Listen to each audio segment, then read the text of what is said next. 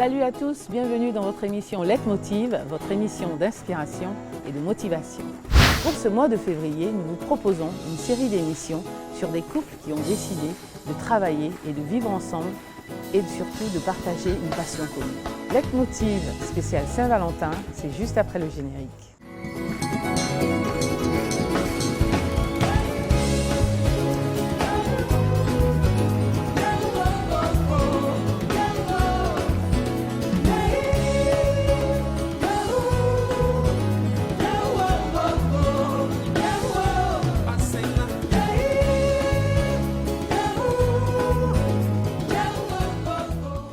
Madame Goran, bonsoir. Bonsoir Corinne. Bonsoir Corinne. Merci d'avoir accepté notre invitation et merci de justement vouloir partager votre histoire avec tous nos téléspectateurs. C'est pour nous un grand privilège et un honneur. Pour démarrer cette émission, pouvez-vous vous présenter à nos téléspectateurs? Je suis Émile Goran, professeur de physique-chimie depuis 31 ans. Voilà, je suis un mordu du sport, c'est ma passion. Et puis j'ai une deuxième passion, je pense que c'est la première d'ailleurs, j'aime Dieu. Je suis Madame Goran, née à Joie-Marie-Flore, professeure d'éducation physique et sportive, professeure d'anatomie fonctionnelle depuis 26 ans et je suis aussi professeure de fitness. Alors, en quelle année se fait votre rencontre et comment se fait-elle? Alors, nous nous sommes rencontrés en 1986. Je vous dis que cette rencontre a été le fait du hasard. Parce que donc, je reçois à la maison un ami commun, voilà, qui avait pour, je dirais, camarade, ma cousine. Et je lui dis, écoute, est-ce que tu peux me déposer au campus où j'ai eu un match de volleyball ce jour-là, c'était un samedi. Il me dit, ok, je pourrais le faire, mais seulement, je vais t'accompagner chez une de mes amies qui a souhaité avoir ma voiture pour faire des courses, d'accord? Donc, elle aussi, comme par hasard, avait match au campus parce qu'elle jouait du basket. Et donc, il me dépose chez elle. J'arrive chez Flore. À la grande surprise, c'est quelqu'un que je voyais déjà sur le terrain, mais que je n'avais pas le courage d'approcher. Voilà. Et donc là, j'avais l'opportunité de faire le chemin avec elle. Tu n'avais surtout pas eu l'occasion de la connaître. Non, pas du tout.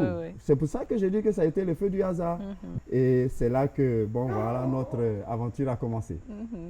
Tu as quelque chose à ajouter, Flore? Oui, Corinne, j'ai quelque chose à ajouter parce que le jour où il est arrivé chez moi, comme il est très grand, il avait le visage au-dessus du portail. Et dès que je l'ai vu, j'ai dit non, ça c'est mon mari. Parce que moi, j'avais des critères de choix pour choisir vraiment mon mari. Et tout de suite, j'ai été impressionnée. Et c'est comme ça que c'est parti. Oh, en tout cas, félicitations. Merci beaucoup. Très belle rencontre. Merci. Alors, quelque temps après, vous allez connaître une période de séparation qui aura duré 4 ans due à vos études, qui a failli mettre un terme à votre relation d'ailleurs. Comment avez-vous vécu chacun de votre côté cette période? Celui-là, je pense que c'est toi qui dois parler. Hein. D'accord. Bon, après mes études ici à l'INJS, j'ai eu l'occasion d'avoir une bourse d'études et début de l'année 87, je suis partie au Canada pour continuer mes études. Et pendant 4 ans, nous n'avons pas eu assez de contact. C'est seulement la première année où on était tout le temps en contact, mais malheureusement, à un moment donné, je lui ai dit, bon, je pense qu'il faut qu'on se sépare. Parce que, vu la distance, vu les problèmes personnels, et c'est comme ça qu'on s'est séparés. C'était difficile, pour lui comme pour moi. Mais en fin de compte, on s'est quand même séparés. Corinne, elle allait trop vite. Oui, elle a sauté elle allait trop vite. Elle a survolé un certain nombre d'étapes. Parce que, faut dire que quand on s'est rencontrés, vraiment, c'était l'amour fou, quoi. Voilà. C'est vrai qu'ici, pour qu'on puisse se voir, ce n'était pas facile parce qu'elle était chez ses parents. Moi, j'étais avec mes cousines à Marcory. Donc, il fallait que je fasse la distance à chaque fois pour venir la voir. 2 fois, je restais à des heures tardives, ce qui n'était pas très, très apprécié à la maison, etc. etc. Et puis, bon, voilà, elle a l'opportunité d'avoir cette bourse et elle part pour le Canada. Waouh! Alors, comment on va vivre ça? Cette idylle extraordinaire. Tenez-vous bien que le 27 novembre où elle célèbre son anniversaire, chaque 27 novembre, donc, j'allais dans une entreprise de vente de fleurs ici. Donc, je payais le bouquet de fleurs avec plein de roses rouges comme ça. Et tu faisais livrer lui était livré chez elle au Canada. Wow. Donc, quand elle revenait des cours comme ça, le 27 novembre, elle avait son bouquet Toujours sur la cette belle table. surprise. Chaque année, c'était comme ça. La première année, ça a été comme ça. Et puis ensuite, d'autres moments encore, la Saint-Valentin, je lui offrais des fleurs. D'ici, elle recevait les fleurs là-bas. Donc, c'était vraiment des moments inoubliables. Inoubliables. Malgré la distance, l'amour était là. On se parlait très, très, très souvent. Chaque fin de semaine, en tout cas, j'appelais au Canada. Donc, c'était beaucoup d'argent que je dépensais pour pouvoir entretenir cette relation. Et puis, à ma grande surprise, 18 mois plus tard, après son départ, elle me dit, ah, écoute chérie, je pense que nous allons arrêter là nos relations parce que c'est trop difficile pour moi, la distance et tout, je t'aime trop, mais vraiment, on est trop éloignés l'un de l'autre et je pense que si tu trouves quelqu'un d'autre, tu peux refaire ta vie. Parce que moi, je pense que je vais refaire ma vie. Ouais, c'était peut-être trop difficile pour elle. C'était difficile pour elle, mais elle ne savait pas ce qu'elle venait de faire. J'étais choqué. Comment toi, tu as pris cette nouvelle? C'était difficile, extrêmement difficile parce que je n'avais jamais aimé une personne comme ça. Justement, l'année 1990 sera le tournant de votre relation. C'est le retour de Flore à Abidjan qui décide justement de te reconquérir parce qu'elle se rend compte que finalement tu es l'amour de sa vie. Après toutes ces années, elle se rend compte qu'elle ne peut pas vivre sans toi. Alors, racontez-nous cette période de votre vie de couple. Bon, quand je suis revenue du Canada, j'étais convaincue que c'était l'homme de ma vie. J'étais convaincue à 100%. Oui, parce que tu avais eu le temps de bien réfléchir, exactement, de mûrir tout ça. Mais je savais qu'il était dans une relation. Donc ça n'allait pas être aussi facile. Tout à fait. Mais quand même, j'ai continué à l'inviter, à passer du temps avec lui. Et c'est comme ça que petit à petit, nous avons repris la relation. Oui, mais c'était fini. Tu arrives du Canada. Comment tu reprends contact avec lui, justement? Alors, comment ça s'est passé? Je sais qu'il était un peu réticent, puisqu'il avait quelqu'un aussi dans sa vie. Comme j'avais son numéro de téléphone, j'ai essayé de le joindre et je suis allée chez lui. Et c'est comme ça que nous avons commencé à communiquer et puis à nous retrouver. Quelques années après, vous allez décider de vous marier, mais tout ne se passera pas comme vous voulez. Quelles étaient les difficultés que vous avez rencontrées à cette époque et pourquoi vous ne vous êtes pas découragé justement à aucun moment? Alors, on a rencontré des difficultés de plusieurs ordres. D'abord, la famille, la belle famille, et puis ensuite, le fait que nous n'habitions pas ensemble. Elle était chez ses parents, moi j'étais chez moi. Et se voir devenait difficile. Elle avait déjà 29 ans, 30 ans, mais elle vivait encore à la maison. Parce que c'était une règle de la famille, tant que tu n'es pas marié, tu ne quittes pas la maison. Voilà. Donc ça devenait difficile de se voir. Et on avait commencé donc à faire des projets ensemble. Et un de ces projets, c'était de se marier pour nous retrouver, pour pouvoir bâtir une vie beaucoup plus stable. Voilà. On a accepté de reporter à 2 reprises le mariage. Et puis, bon, pendant ce temps, on s'est dit, bon, écoutez, en 92, au lieu d'attendre le mariage en 93, on va faire un enfant. Donc, c'est comme ça qu'on a mis en route un enfant, notre premier garçon. D'ailleurs, on a oublié de dire qu'on a 2 garçons, un de 24 ans et le deuxième, il a 19 ans. Super. Voilà, les 2 étudient en France actuellement. Donc maintenant, il faut faire la fille. Non. Dieu nous a donné 2 et on les adore et par la grâce de Dieu, c'est merveilleux comme ça. Voilà, donc c'est parti comme ça. On a fait le garçon et ça a rendu encore plus difficile la situation parce que dans cette famille-là, tant qu'on n'est pas marié, on ne doit pas faire d'enfants. Entre-temps, je rencontre des évangéliques, j'étudie la Bible alors qu'on était catholique, donc j'étudie la Bible et puis bon, à un moment donné, je prends la décision de changer de religion carrément parce que j'ai étudié la Bible, j'ai vu ce que la Bible m'avait enseigné et tout. Et voilà, j'avais donc décidé de donner une certaine allure à ma vie, quoi. Voilà. Et tout ça a contribué encore à envenimer la situation. Voilà. Chérie, tu veux ajouter quelque chose? Oui, j'ai quelque chose à ajouter. En fait, en 93, quand on a décidé de se marier, c'est vrai que 2 fois avant cette 3e fois, mes parents avaient décidé qu'on rejette le mariage. Et c'est ce qui s'était passé. Mais la troisième fois, il fallait que je prenne une décision. Bien sûr. D'accord. Mon père étant parlementaire, le mariage était prévu le 11 décembre 1993. Et avec le décès de feu le président de la République, donc le mariage ne pouvait pas, bien sûr, se célébrer. Et j'ai pris ma décision. Et j'ai décidé de me marier le 11 décembre, sans la famille. C'est ce que j'ai fait. Ça a été très difficile pour moi, mais je sais que la veille de mon mariage, mon mari m'a dit, si on ne se marie pas, on ne se marie plus. Ben oui, parce que quand même, 3 fois. Et j'ai pris peur. J'ai pris peur parce que c'était l'homme de ma vie. Antécédent. Voilà. Donc, c'était l'homme de ma vie, c'était l'homme que j'aimais. Donc je me suis dit, bon, Flore, tu te maries. Il faut se décider. Voilà, il faut se décider. Et par la suite, tu iras rencontrer tes parents et tu vas t'excuser. Et c'est ce que j'ai fait. Oui, bien sûr. Et j'ai demandé pardon à mes parents. Et plus tard, nous sommes devenus de grands amis. Surtout, mon mari était vraiment très lié à mes parents. Oui, comme quoi la patience et le temps font beaucoup de choses, arrangent les choses. Arrangent les choses. Tout à fait. Mais ce qu'il faut ajouter, c'est que on peut être face à des difficultés, mais si on est déterminé et si on a la même vision, on a fait des projets ensemble, on doit se battre pour cela. Oui. On doit se battre pour réaliser ses rêves. Il faut qu'il y ait toujours cette communication, justement, voilà. Pour pouvoir parler, échanger et trouver des solutions. Effectivement. À un moment donné, non, il fallait que je mette un peu de pression pour lui dire, écoute, on a eu un enfant ensemble. S'il n'est pas possible qu'on se marie le samedi 11 décembre 1993, je pense que plus jamais on ne le fera. Tout à fait. Donc, si aujourd'hui tu choisis ta famille, eh bien, écoute, c'est que tu auras choisi ta famille et tu m'auras perdu. Alors, finalement, contre vents et marées, vous allez vous marier et vivre ensemble. Oui. Qu'est-ce que vous gardez comme souvenir de votre vie de jeune couple? Beaucoup de choses. Beaucoup de choses parce que déjà, on avait une passion. Notre passion, c'est le sport. Je l'ai rencontré dans le sport et je pratique le sport. Donc, je suis amené à voyager beaucoup, soit en compétition, soit avec des délégations. Et il ne se passe pas un seul jour où je n'appelle pas ma femme. Donc, on reste toujours en contact.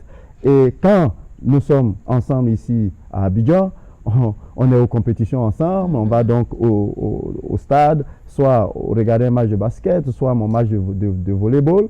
Je vous assure, tous les mouvements que je faisais sur le terrain de volleyball, les enfants peuvent mimer ça. Hein. Donc, ma femme sait exactement comment je me comporte sur le terrain, etc., etc. Donc, on était partout ensemble. Et on avait un défi. On s'est dit, écoutez, ça a été très difficile d'arriver au mariage. Donc, le défi, c'est de réussir sur le mariage. Exactement. Voilà. Donc, notre vie de jeune couple, c'était basé sur beaucoup de communication, beaucoup d'humilité. On se pardonnait vraiment beaucoup. Mutuellement. On ne se couchait pas avec la colère. Voilà, c'est des choses comme ça. Mais en réalité, c'est des choses qu'on a apprises dans la Bible. Voilà, c'est ça qui était le socle de notre mariage. On a commencé avec ça et on a décidé de continuer avec ça. Et c'est des efforts à faire sur soi-même tous les jours. Exactement, voilà, c'est ça. Alors, je rappelle... Oui, vas-y. Ce qui a soutenu vraiment notre mariage, c'est l'amitié qui existait entre nous. Déjà, et l'amour qui existait. Ce qui faisait qu'on était tout le temps ensemble.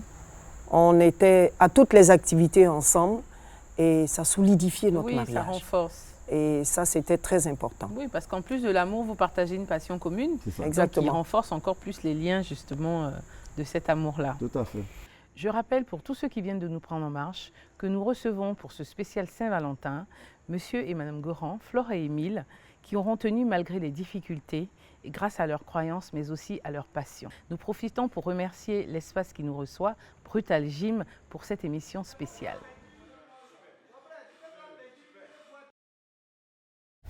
Alors, monsieur, madame Goran, notre présence ici n'est pas un hasard.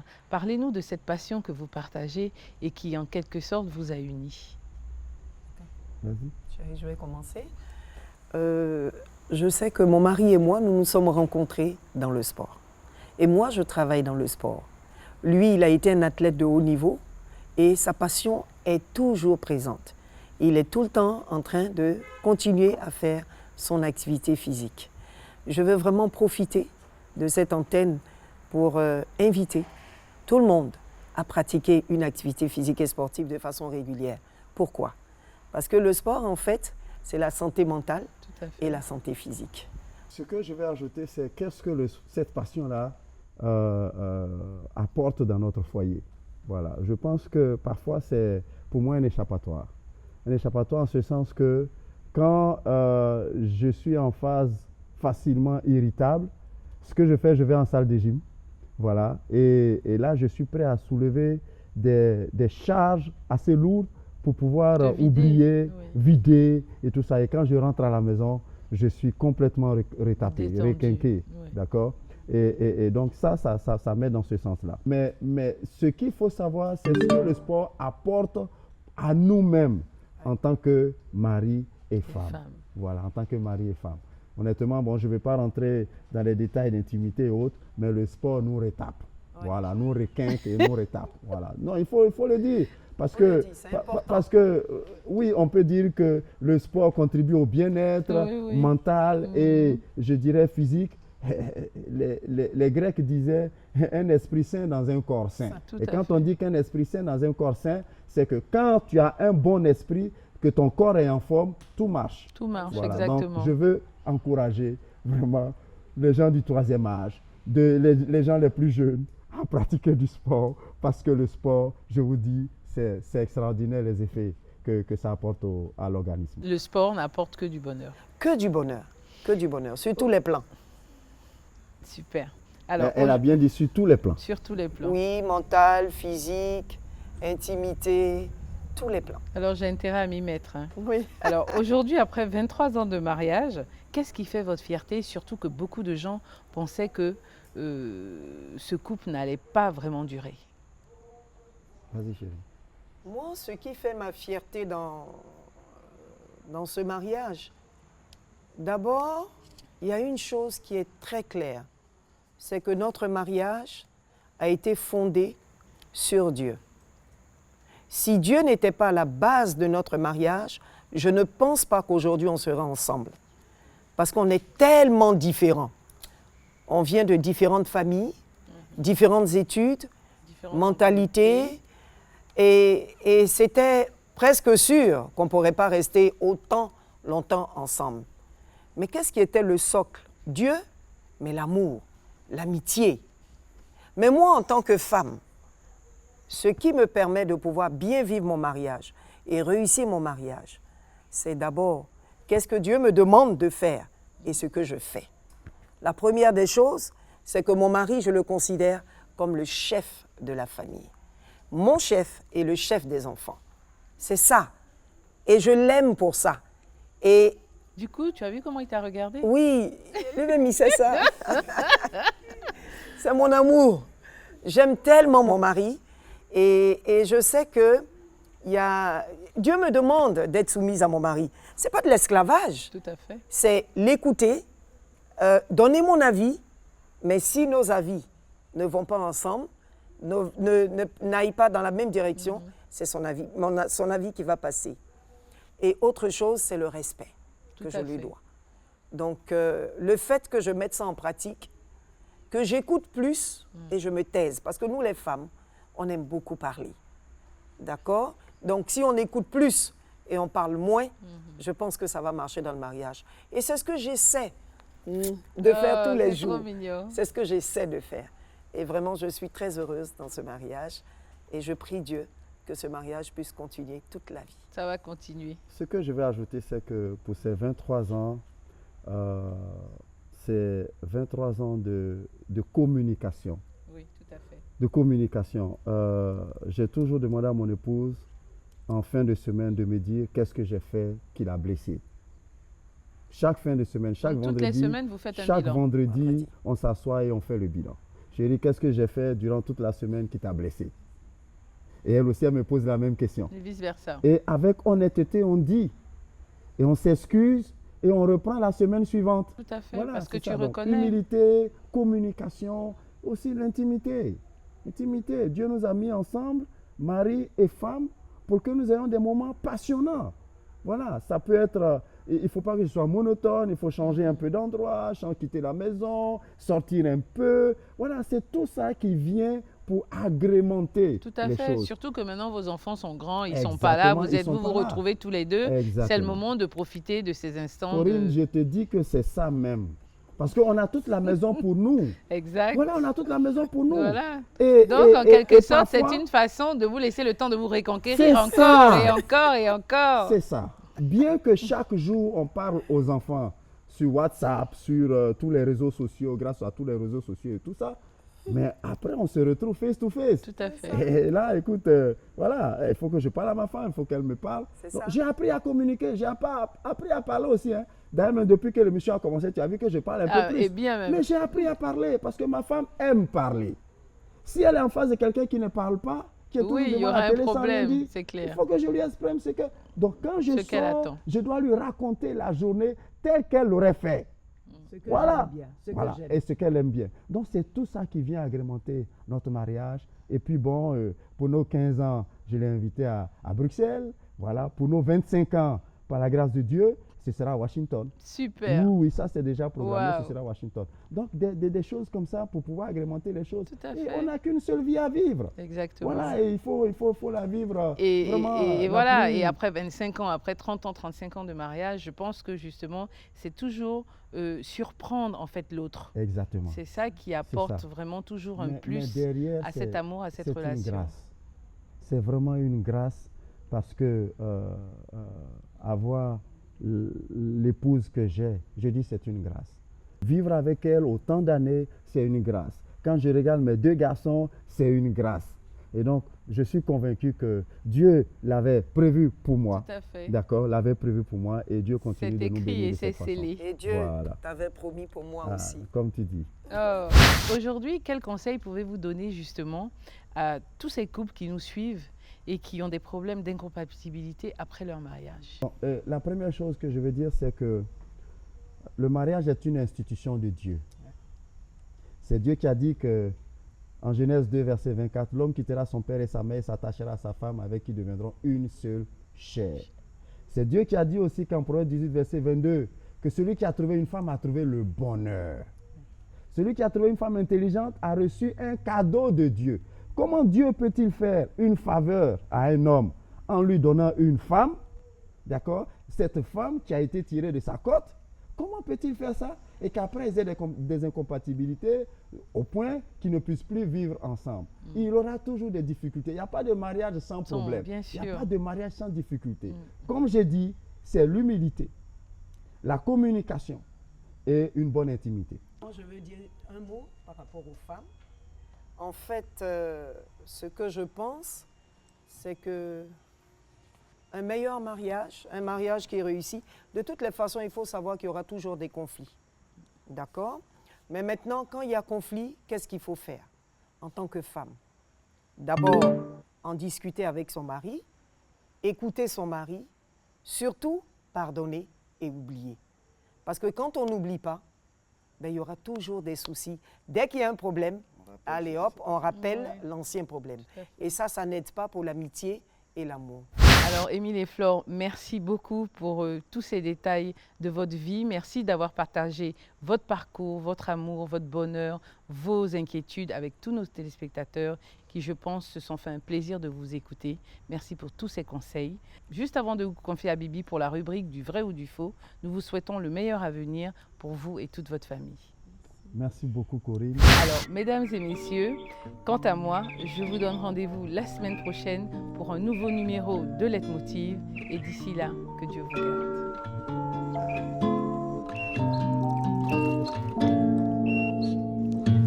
Loving you is easy 'cause you're beautiful. Monsieur et Madame Ongoran, c'est parti pour le vrai ou faux. Ok. Alors, Monsieur Ongoran, vrai ou faux, vous avez un gros fait pour les femmes qui ont de longs cheveux. C'est vrai, j'adore et j'adore passer la main dans les cheveux. Comment ça se fait que votre femme a de cheveux courts? Simplement parce qu'elle les a coupés sans me prévenir. Alors, vrai ou faux, Madame Ongoran, vous détestez faire la cuisine. Vrai ou faux? Vrai. Pourquoi? Parce que ça me prend trop de temps. Et puis, ça me fatigue. Alors qu'elle sait que j'aime ça. Alors, la dernière question. Monsieur et Madame Ongoran, quelles sont vos qualités et défauts respectifs? Les qualités de mon épouse, ma très chère et tendre épouse, c'est une femme dynamique. C'est une femme qui se bat pour le couple, pour la famille, pour les enfants, qui adore ses enfants. Et c'est une femme qui aime. Ça, c'est les qualités. Ce sont Ça, c'est les qualités. Alors, les défauts. Défaut, elle n'aime pas faire la cuisine. Et puis, elle est parfois facilement irritable. D'accord, alors Madame Goron? Moi, les qualités de mon mari, c'est que c'est un homme qui est bon. Il a un bon cœur. Il aime donner, il est généreux, il aime partager. Et il aime les autres. Il aime l'homme. Et il m'aime. Oh, qu'est-ce que c'est mignon. Alors, quels sont ses défauts? Ses défauts, eh ben, c'est que quelquefois, il me parle durement. C'est ça. Merci à Monsieur et Madame Goron d'avoir participé à notre rubrique Vrai ou Faux. Nous vous donnons rendez-vous la semaine prochaine pour un nouveau numéro. Ciao, ciao!